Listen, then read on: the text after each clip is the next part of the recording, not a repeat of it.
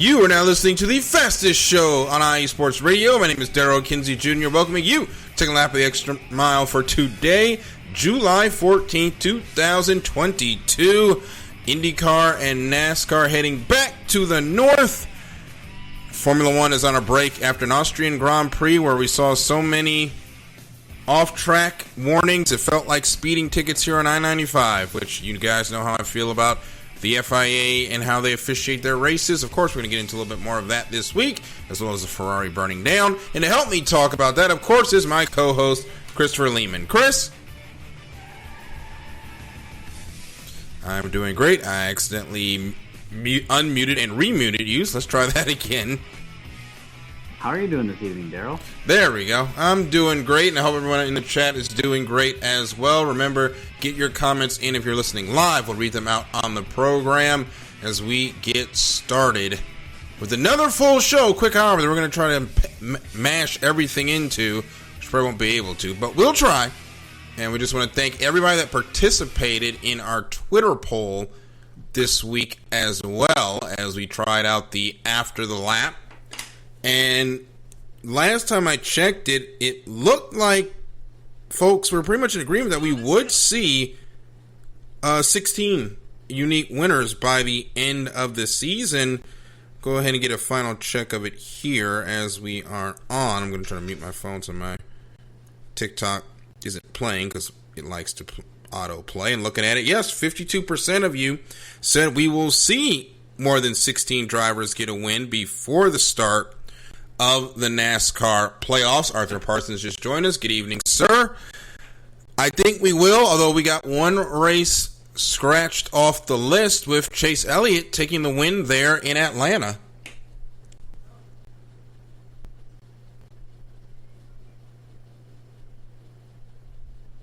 Chris? What's that? Sorry. No, I said we got one race taken off the list for unique winners with Chase taking the win in Atlanta. Yeah, but Atlanta I don't think was one of my two question marks anyway.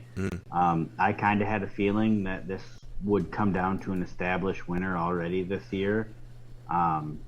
Chase winning it was kind of the icing on the cake for that. It's always interesting to see somebody win their hometown race. Their home track anyway, not hometown race. But, he's only an hour north of Georgia, so... But yeah, I think that we've obviously got Daytona to end the regular season. That is almost guaranteed, in my opinion, to have a first-time winner. And we still got plenty to go. I mean, we got Watkins Glen, we got Pocono, we got Loudon. We have plenty of opportunities to get that to that 16th or 17th unique individual winner this year. And speaking of that, Joey Logano, but the 7 car on Sunday with Corey LaJoie, he gave it a ride to put a C4 charge to the playoff picture if he had won that race. I was telling you guys in the chat, our text group, I was like, I'm rooting for this dude. Like, yep. Even though I think that I've been upset with him in the past for some of his on-track stuff, particularly relating to actually one of his friends, Alex Bowman, but he's wrecked him a couple times. Yep. But that being said, he sure as heck drove the wheels off that car, put it in a way better position than it ever had business being in, and he was so dang close. I'm heartbreaks for him, but it's definitely showing what this new car is capable of doing and just the playing field that we're at. And also, I just want to say that we're 2 races into this new Atlanta, and I absolutely love it. I think that they made a great decision. It's one of the few times that I think that anybody would agree that major renovations to a track like that pays off.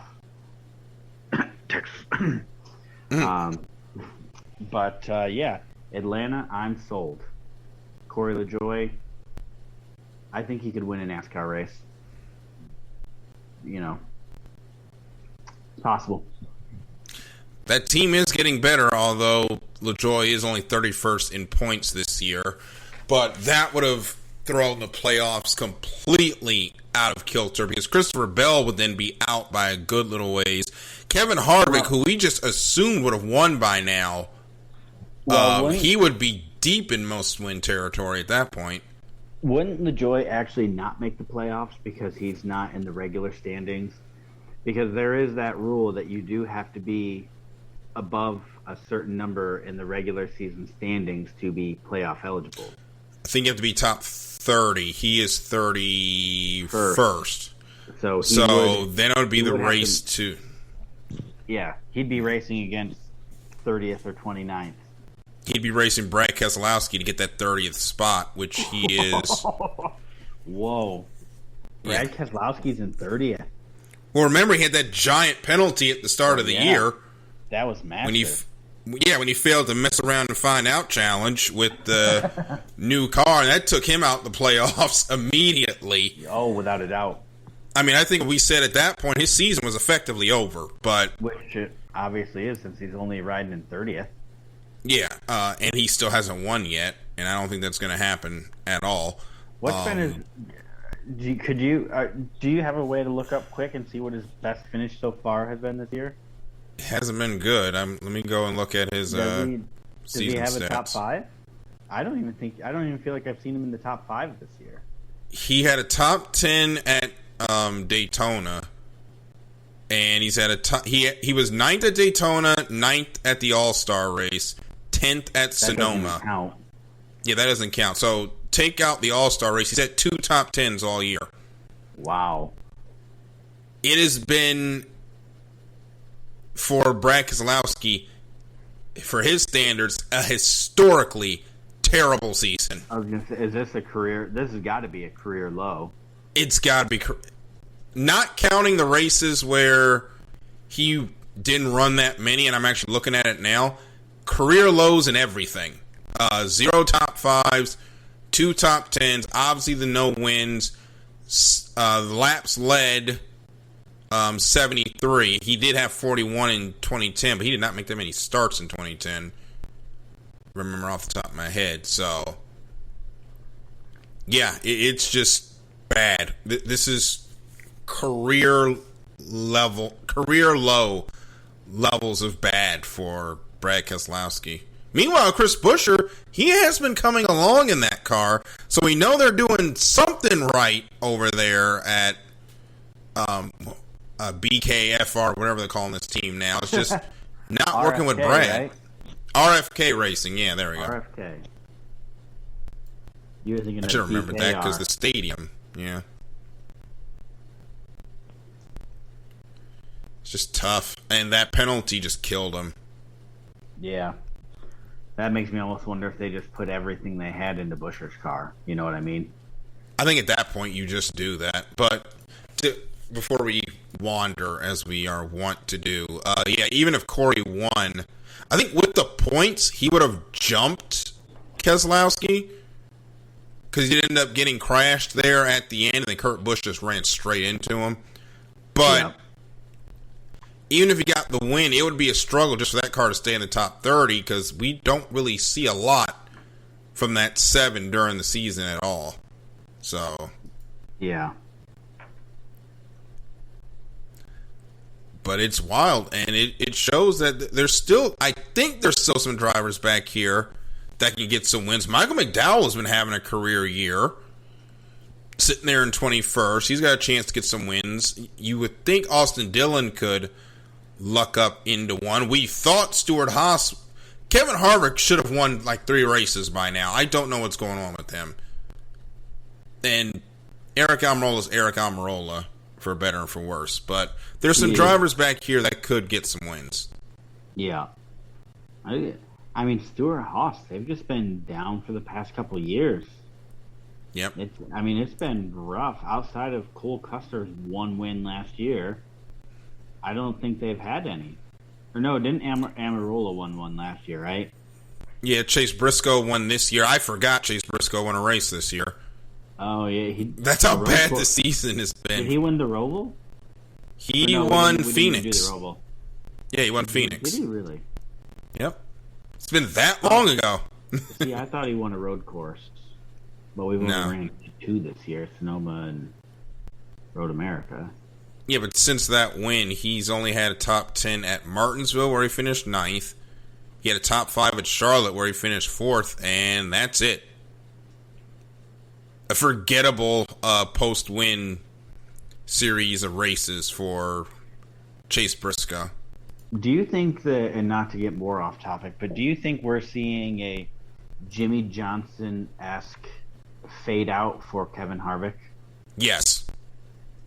Like, I think it's entirely plausible Harvick doesn't win again in his career. At this point, it looks probable. Brad is the same way. Actually, I'd put that label on Brad more than Kevin, but... Yeah. I think this is it. And I think Kevin... First, Keelan's getting older, and Keelan's like racing in Italy now. And his daughter is now starting to, get behind the wheel of the go-kart. He's probably thinking, I'm going to go spend time with my kids. Yeah. And that's not a bad thing. Like, you only get so much time with you've got the little one here of the group. I don't. But you only get so much time when them kids get older and walking and talking where they actually want to be around you. Yeah. And actually want to be seen with you. And you don't want to waste that time, flying halfway across the country to go to work when, like Kevin Harvick, you don't have to. Yeah. So, no, absolutely. I would agree with that. Yep. Entirely. He's 46. And it's not, it's also one of those things that there's a lot of young talent that needs to come up, And when we get kind of into the Formula One segment of the show, WTF1's come out with this new segment, Hot Take Wednesdays, and it's a full episode for hot takes, and it's actually a fun listen. But it kind of, I draw a parallel to the NASCAR. So basically, the hot take that they heard, this was on the show this week, and they kind of actually, in a weird way, agreed with, is that the FP or the Formula 2, whoever wins the Formula 2 championship this year doesn't get a Formula 1 ride. Right? Where are they going to get a ride at? Correct. And so they were like, that's not really a hot take. We think that that's probable. And that's how I feel about NASCAR right now, right? There are not many seats opening up. And I wouldn't be surprised. I mean, it took Reddick twice to get a Cup seat. And we see people win the Cup or the Xfinity Series championship, even going back to Busch Series. Just because you win the championship doesn't mean you're getting a ride. And, we've got a couple not old timers, they're 40s, but, we got Truex, we got Harvick, we got Kyle Busch. I mean, there are some older guys that they're getting into their twilight years of racing. And, it's at what point does your star power stop meaning anything and your results mean everything? Yeah. I think for some stars, they get to a level to where it doesn't matter because their legacy is already set. Like, to take it to the NFL for a real quick second before we leave, the last couple of years of Ben Roethlisberger's career in Pittsburgh was dreadful, but he was allowed to play out those last couple of seasons because he brought that city a Super Bowl.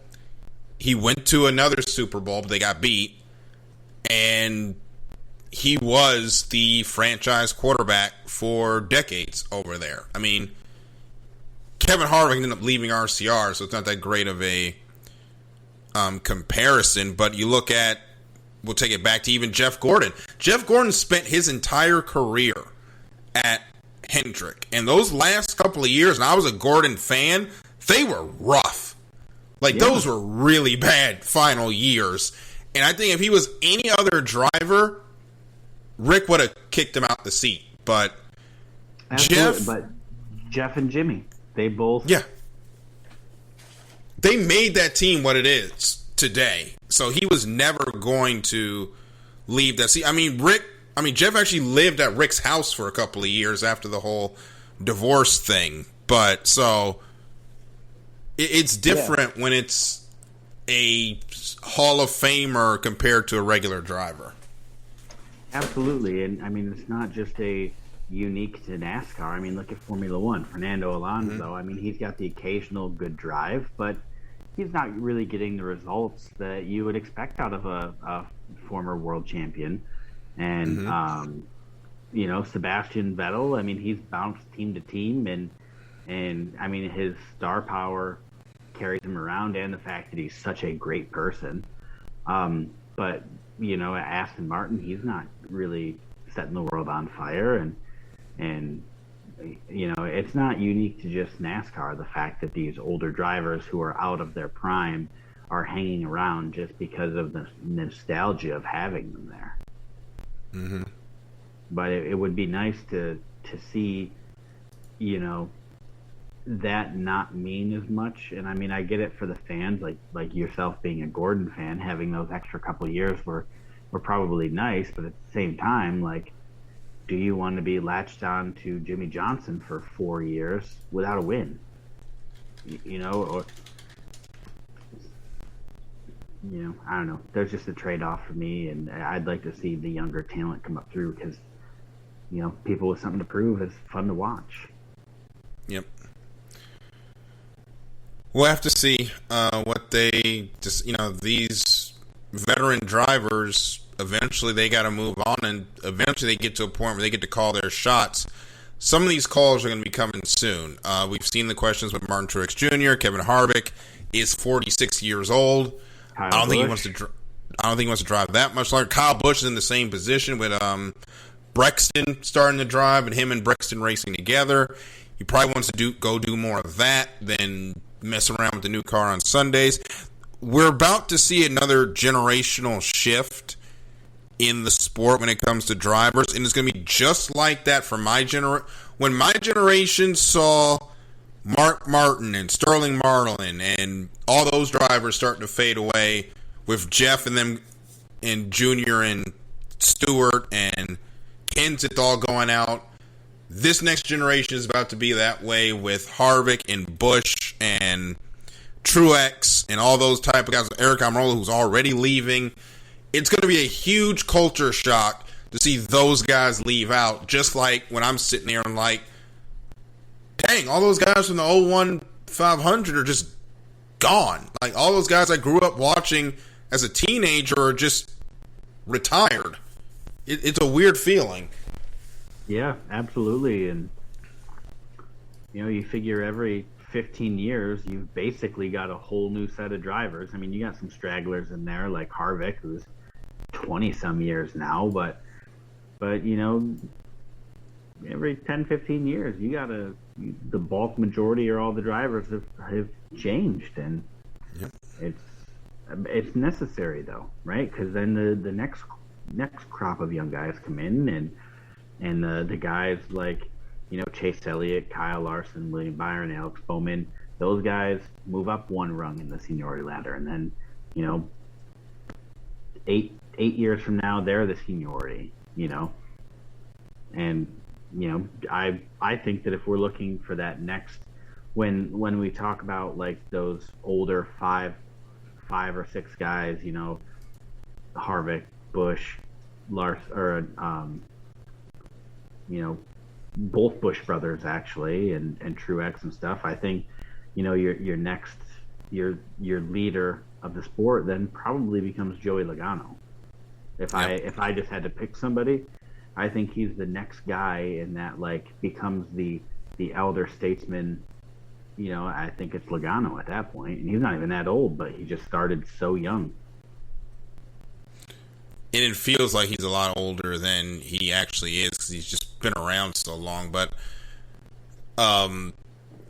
speaking of, guys who may not be around much longer, if Ross Chastain does not get it together, this man's going to get jumped at the end of one of these races. He had another Denny Hamlin thing, by the way, where he caused an incident. I believe it was during stage 2. Martin Truex Jr. got involved. Austin Dillon took a hell of a hit into the wall.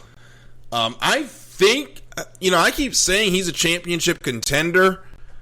I don't know if he's going to get there. No, not Austin Dillon. I was going to say, he couldn't win a virtual racing series championship. A couple of messages from Arthur before I finish my point. He says that he thinks Kevin has 1, maybe 2 years left, and also thinks that Reddick is replacing Busch at 23-11. That's what that feels like. That's the insurance policy. Arthur, why don't you come on next week?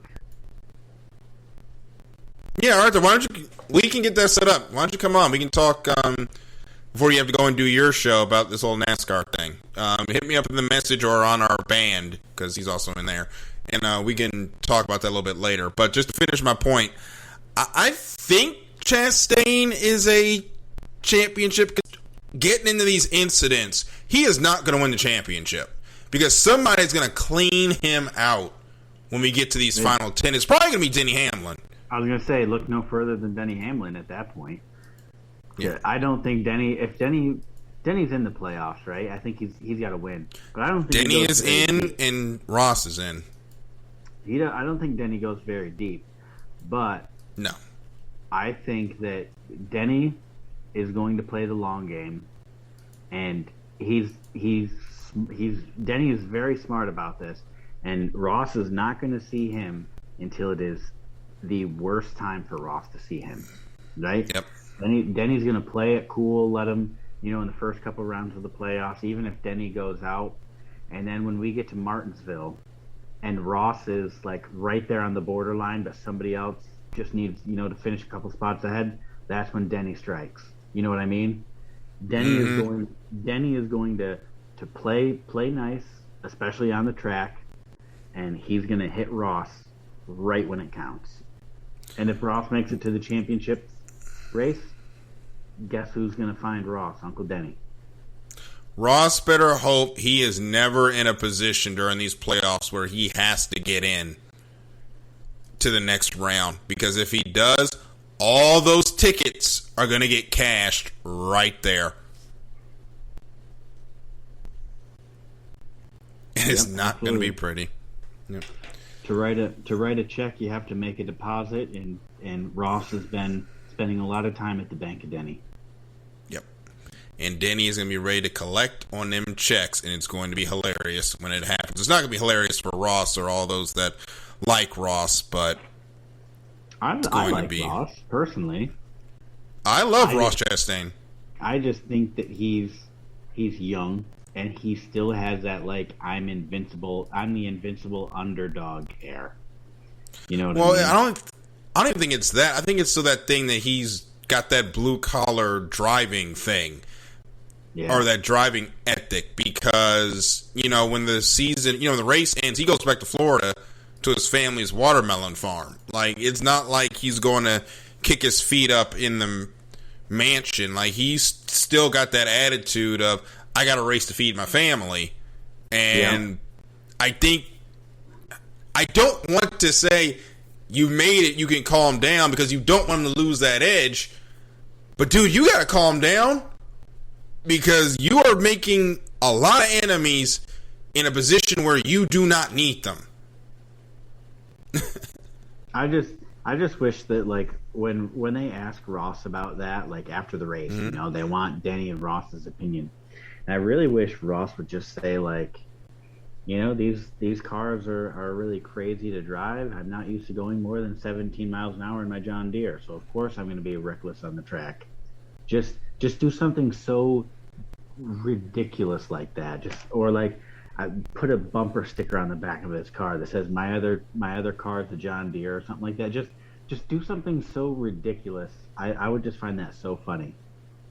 Yep. It'd be hilarious, but we'll see how things go with Little Ross coming up when we go to Loudon, which is my least favorite race. Track. Huh? I said my least favorite track, second least favorite. Last couple of years, the races have been pretty competitive, but the track either has races where, because of its flat nature, where it's either the most exciting thing you've ever seen, the most chaotic thing you've ever seen, or dull. there's no real in between when it comes to Loudon. I'm less excited because if we're being, completely honest and reflective, short track racing has not been good this year. It is not. And Loudon is very much a short track. That's how it races, and it's just not going to be good. Yeah, that's the one blemish on this car is the road course package. And on YouTube, actually, Slap Shoes, yeah, or whatever you want to call it, Slap Shoes actually did a video on YouTube about NASCAR's short track problem. I haven't gotten through the entire video yet, but I think the best way to fix it is, or at least the easiest way to fix it, is to put some more power on the package for the short track so they can get a little bit more oomph. I don't really think you need to make any knee-jerk wholesale changes other than a bigger tapered spacer or small, however that works. Make the hole so the power goes up. Do that. Other than that, I don't really think you need to fix it. Or I don't think you need to fix that much. So. Yeah, I haven't dug into the technicals too much, but they need to fix it. Ideally before Bristol, because I'm going to be very disappointed if this will be attempt number 3 to go to the Bristol night race this year. So I really hope that they get it figured out. And I plan on going to actually going to Richmond in August. So I really hope they figure it out.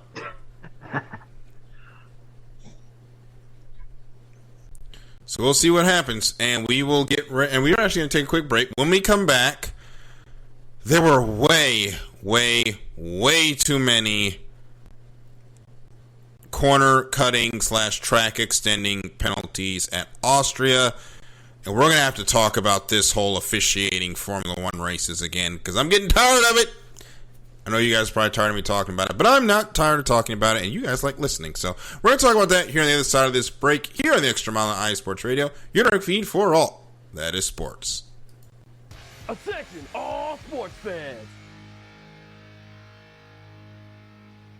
If you're someone who wakes up each morning with lists of sporting events to go along with your to-do list for the day, then you just might be a diehard. The world of sports is as vast as the ocean is deep, including the major leagues, the minor leagues, the colleges, and everything in between. This is me, your boy Larry B of IE Sports Radio, welcoming you to join me every Monday evening at 4 p.m. Pacific, 7 p.m. Eastern on The Defining Moment, a show that focuses on what really matters in the sports world, sports themselves, and nothing outside of them. Once again, tune in for The Defining Moment with me, your boy Larry B, every Monday evening at 4 p.m. Pacific, 7 p.m. Eastern on IE Sports Radio, right here on Spreaker.com. We'll see you there.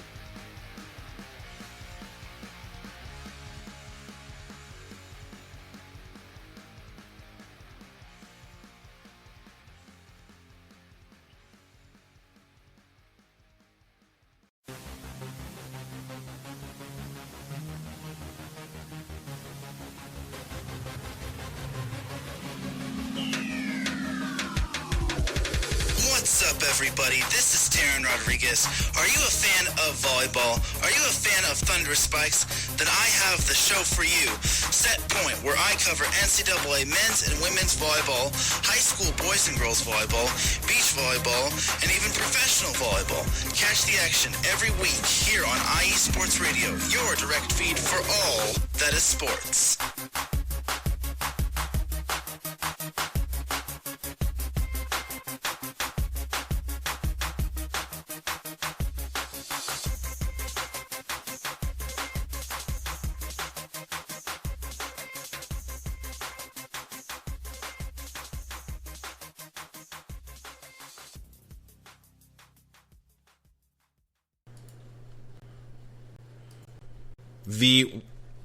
The world of semi-pro sports is unlike any other sports organizations. Players pay to play in hopes of so many different outcomes, whether it's playing to get filmed to try for professional teams, big-time colleges, or just playing to stay in shape. No matter what, all semi-pro players have one thing in common, and that's playing for the love of the game. The SoCal Warriors have been on a quest to earn titles and give players second chances since 2017. Whether you're in Southern California or anywhere in the world, give semi-pro sports a chance if you love your sport. You may get that second chance you've been waiting for as an athlete.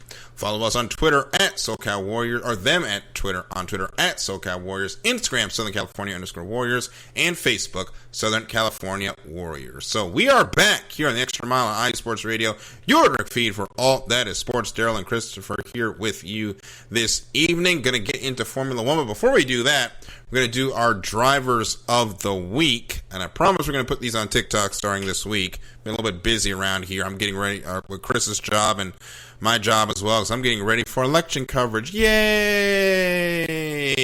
Yay! Right, but my driver, I was going to pick Corey LaJoie, even though it didn't end well with him on that last lap. But I don't think you can go too much further than Mick Schumacher.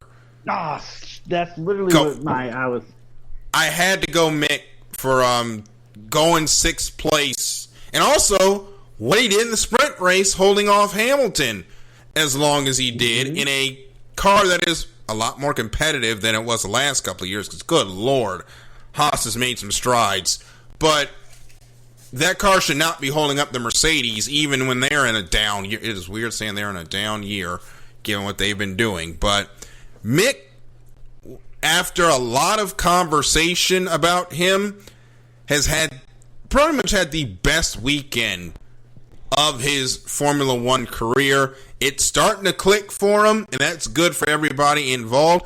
I think Mick Schumacher, is what it sounds like, is our unanimous driver of the week. Yep, that's what I was just like. I even thought I was going to get one on you too. So I was like, even on Sunday night, I had made up my mind. I was like, my driver of the week is Mick Schumacher. Absolutely, the kid drove his tail off this weekend. He absolutely is my driver of the week. Definitely yours too. And just a huge hats off to Mick for he had a great drive. Really showed. I think he showed the grid what he's capable of, and something that was actually in the hot takes from WTF1 that I had talked about was that Haas finishes 5th on the grid this year, and if Mick and Kevin Magnussen can keep pulling off consistent points, it's absolutely possible. I think they're 7th right now. They pulled ahead of AlphaTauri. So I think that 6th, 5th is definitely attainable if we can keep getting these points finish results. And another thing is this is something to remember is this is an American team scoring points, and I know that it was 6th and 7th or 5th and 6th or whatever, but a team that we have seen finish last on the grid and just notoriously bad with he who shall not be named, and it's just been a mess. And it's so nice to see an American team scoring points, becoming relevant again. It's just nice. I think it's a little bit of a hot take that they'll finish 5th only because they've got to get the consistency better, which they're getting on it. They just have to continue through the rest of the year. I think Alpine is coming back towards them, and Alfa Romeo is definitely coming back towards them. I think it's possible, but they've just got to keep pushing, and they've got to keep getting consistent. But I think that no matter how this season goes, the decision basically not to develop last year paid off, because this team is in a much better place now than where it was 12 months ago, and definitely before better place than it was at the beginning of this season. Yeah, I would absolutely agree with you on that. They dealt with being the laughingstock of Formula One, and they've set themselves up. It took them a while to really get in the groove of things, but I would expect at this point, I think they've set the expectation that they should be scoring. They should have one car scoring points every week, if not 2. Yep. And we'll see what happens in a couple of weeks as we get ready to go to France. That'll be fun. We'll see. I don't know. The issue with France is we might see more of these penalties for track extending / corner cutting. We had 43 of these penalties, or these warnings, by the way, during the Austrian Grand Prix, which created another conversation about things when it comes to how Formula One does the officiating for its races. We've heard the drivers complain that they want consistency in how things are done. I think the best way that we can get that consistency is we make the rule book a little bit shorter, because there are like really stupid penalties that people are getting, like Max Lewis and Charles got fined because their physios went to see them during the post-race celebration. Like, I guess before they went to the podium, they got checked out by their doctors, and apparently that's a breach of post-race protocol, and that's a fine. I mean, what are we doing? Like, Sebastian Vettel got tired of Fernando Alonso asking questions, walks out of the drivers' meeting, $25,000 fine. Yeah. Like, what are we doing with how we officiate this race? And that's just the off-the-track stuff. You guys know how I am about the on-the-track stuff.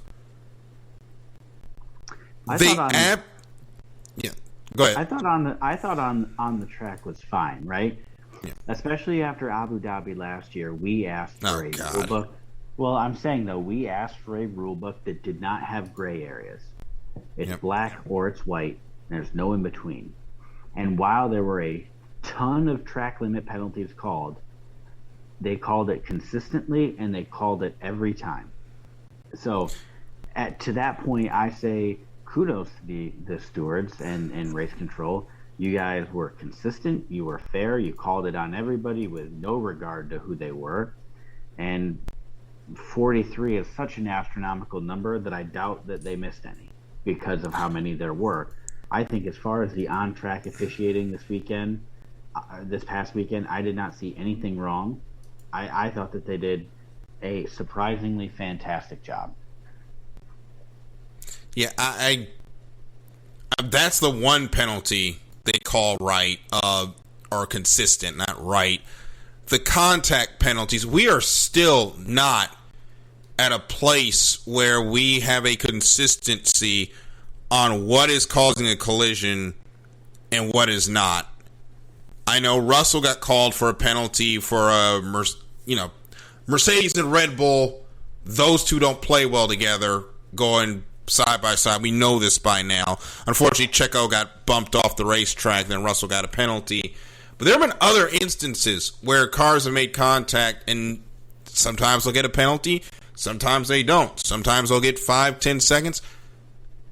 My whole thing about it when it comes to contact, unless it's deliberate, I don't want a penalty. They're going 200 miles per hour. It's a race. Stuff happens. Unless somebody intentionally drives somebody off the track, I don't really want to see the stewards getting involved. But the other problem is we've got two different stewards, whether it's Eduardo Fracas or this other guy whose name I don't actually know now that I think about it. It changes with the steward, and that's a problem. It's got to be consistent no matter what. Yeah, and that is something that I think was like an overreaction to the Michael Massey situation. And we can go down the hot take about Michael Massey if you want, because that was an interesting one from that episode. But yeah, I think that Abu Dhabi kind of ruined Formula One officiating in a way. I think it really did, because everything before that was almost forgivable in the season, or chalked up to like, hey, you know what, we're human, we make bad decisions in the heat of the moment. And as bad as Michael Massey turned out to be for his last decision, you can see where he's human. He made decisions correctly, he made decisions incorrectly, and that is how any race director is going to be. Sometimes they'll get it, most of the time they'll get it right, sometimes they're going to get it wrong. But having two different people who are the head of officiating, on alternating weeks or, whatever it is, it's not good because it does affect the consistency. Yeah. Well, it's yet another fine mess Formula One has gotten themselves into that they will now have to get themselves out of. And they will have to figure it out. And we're just going to have to watch them figure it out. Speaking of which, Michael Massey has left the FIA. Don't let the door hit you where the good Lord split you. But I don't have anything good to say about Michael Massey's tenure. I mean, the farce at Belgium, I think, was the worst thing he did until we got to Abu Dhabi. I thought he should have been out after that. So in the hot takes thing, there was somebody had said like, oh, Michael Massey was already going to be let go at the end of the season. Like, so when it came down to Abu Dhabi, to basically just like, and people can't see this at home, which is probably good, but to do this to the FIA, Michael Massey just threw the curveball. He knew he was out anyway, but actually what he did was he created a scenario where he couldn't be fired. Mm-hmm. Right? Because if he got fired, that's the FIA admitting fault. Yep. So Michael Massey actually did that to try to save his job. Do you consider that a hot take, or do you think that is actually possibly plausible? It's plausible, but if it is, I can't even say what I would say in response to that on this show. We'll have to talk about that one off the air. But if he really rigged the championship to save his job, man, karma is going to have fun with that one, because that's ridiculous. Yeah. But now I don't know if I put stock in that, though, to be honest, because that would mean, right, what if Latifi doesn't crash? Mm-hmm. So you know what I mean? Like, it's not like it could have been this grand plan for him to have Latifi crash and just throw pandemonium into the championship. Yeah, that was just Latifi being Latifi. I think he thought that he was saving his job by doing that. I think it was the reverse. But it did not do that. Nope, it only made them hasten his exit, to be honest.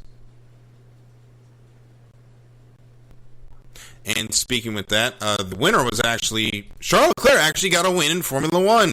Ferrari didn't. His first win that he was not on the pole for, too. Yeah, Ferrari did not throw it away this time, but Carlos Sainz's car burst into. That was the most violent car fire in F1 I've seen in years. Like, that one was rough. Grosjean. Yeah, well, that was an accident that caused that fire. Combustion. Yeah, but no, that was bad. That was. You obviously weren't watching TV when that happened, because you were like, "What do you mean? What's going on?" And I was like, "Dude's car is on fire." Yeah, we were doing our church thing at that time, but yeah, that car, just the whole back end of that car is going to be new when they go to France, because that thing is just burnt up. Yeah, but I mean, think about it. Now you're talking about more penalties for engines. And Ferrari. Oh yeah, they're gonna have to take an engine. And so now does Ferrari say to Carlos Sainz, like, we're sorry, but now you're out. Yep. You're not winning the drivers' championship. We're gonna help you get second, but if it comes down to you finishing in a spot better or Charles, we're switching every time. I don't think Ferrari is gonna do that. And I think that, but I don't think that even if they did that, I still don't think they're winning the championship anyway. I think it's a moot point. But Ferrari really needs to manage their drivers and manage their reliability team. Yep. they're going to have to figure it out because the Ferrari engines have had issues, and Red Bull and Ferrari have both had some reliability issues, but lately it's been the Ferraris that have been having the issues, and it could cost them going forward. And you've got to remember something. Mercedes is starting to climb out the weeds. They've got their car. They figured out where they are, and now they're starting to come closer. I know this weekend didn't do them any favors. They kind of threw it away in qualifying, but this track has never been good to them.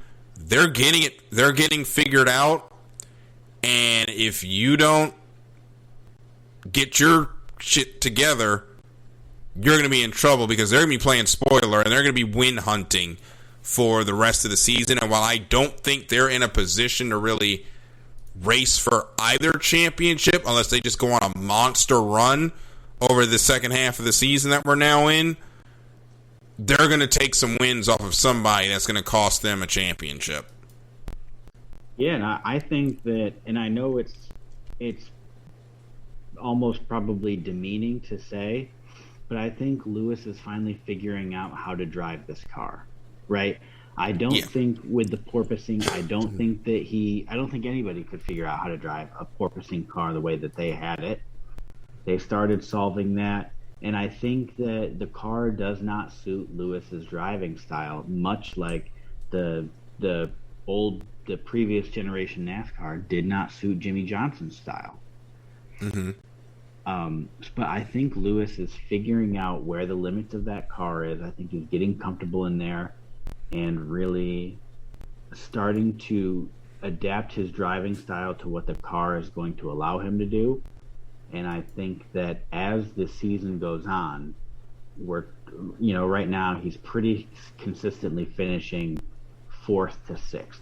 I think overall, I mean, he doesn't have very many podiums this year, but like 4th to 6th, 4th to 7th, he's pretty consistent in that window. And I think what we're going to see is him start creeping up into 3rd, instead of 4 to 6, 3 to 5. And, and just bringing his average up a little bit. And by the end of the season, I wouldn't be surprised to see him, the last 3-4 races of the season, consistent, 3rd, 2nd finishes each time. Yeah, and it helps that they've stopped using his car as the experimental car to figure out the setups. So that's also helped him go a little bit faster. Yeah, but I would, to be fair, though, I would, if I was in Mercedes' position, I would want Lewis to be my guinea pig. Mm-hmm. Because he knows he's got so much experience in so many different variations of cars that he is going to be the best one to give you feedback on what he's feeling in that car. Where, George Russell doesn't have a ton of experience in Formula One. He's only got a couple of years. But on top of that, he's only got a handful, 10, 11, 12 races in a competitive Formula One car. Mm-hmm. And so I think that Lewis being the guinea pig for new parts and new setups is definitely what I would be doing. Yep.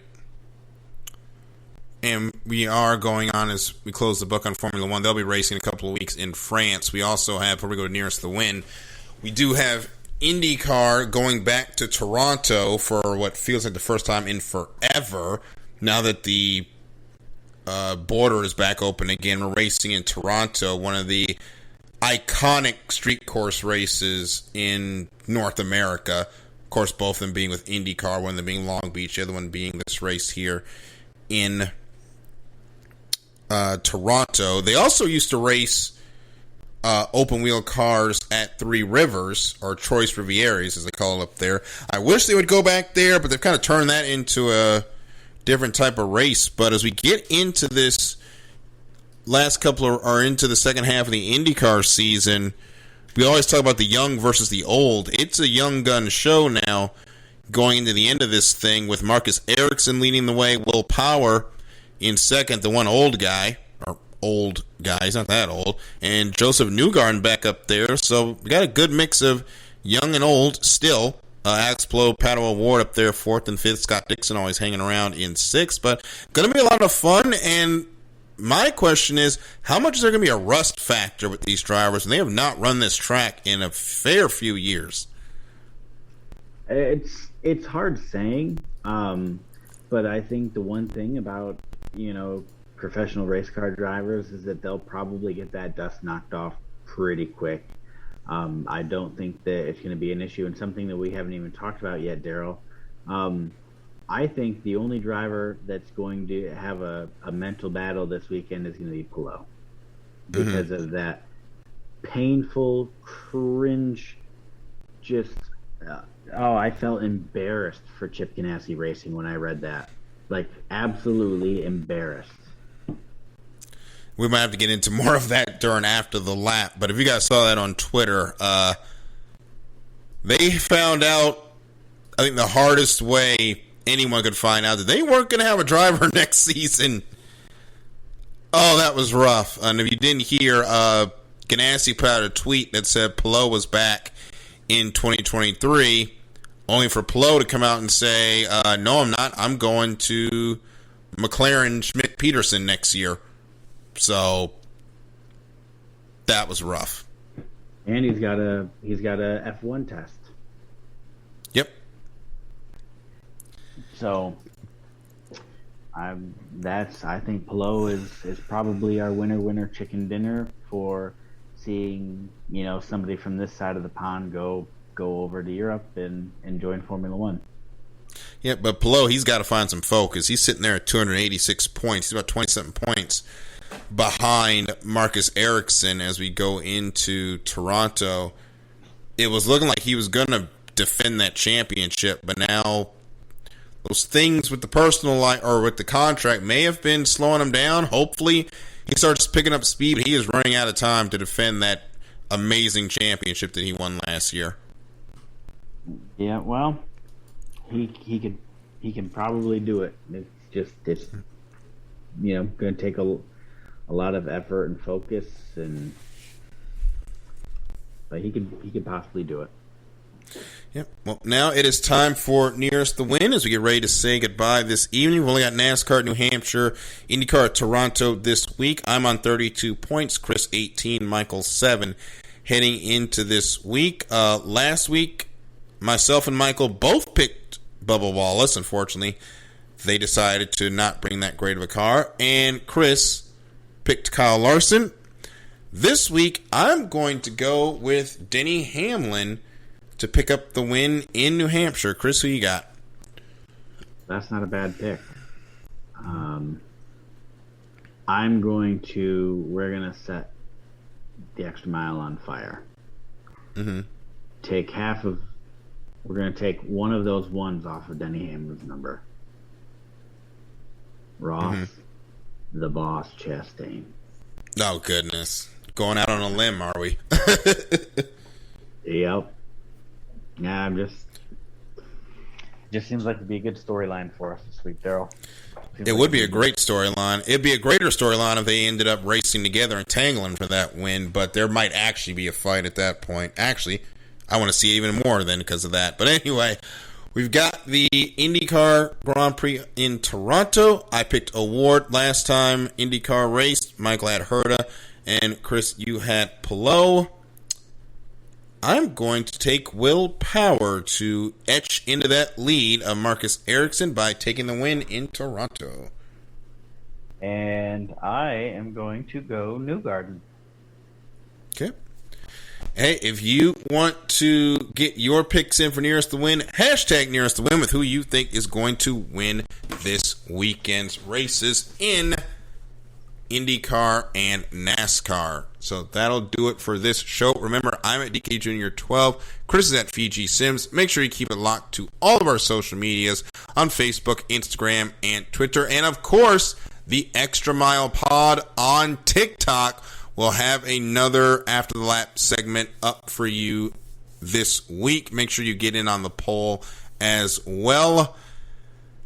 Thank you guys so much, of course, for joining us. Make sure you keep it locked to the Extra Mile as well. Arthur Parsons coming up next with the Bayou Bulletin. And if you missed any episode of any iSports radio show, make sure you check it out wherever you can hear your podcast, as well as the YouTube repository, which has copies of shows all the way from the beginning of iSports Radio until now. Remember, check out the Patreon. $5 a month gets you a shout-out on all 32 of our shows and the podcast.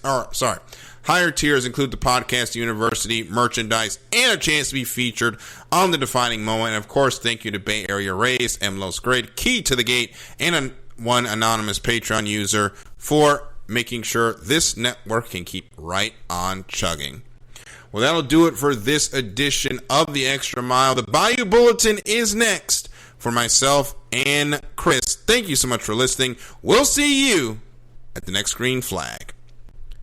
Good night, everybody.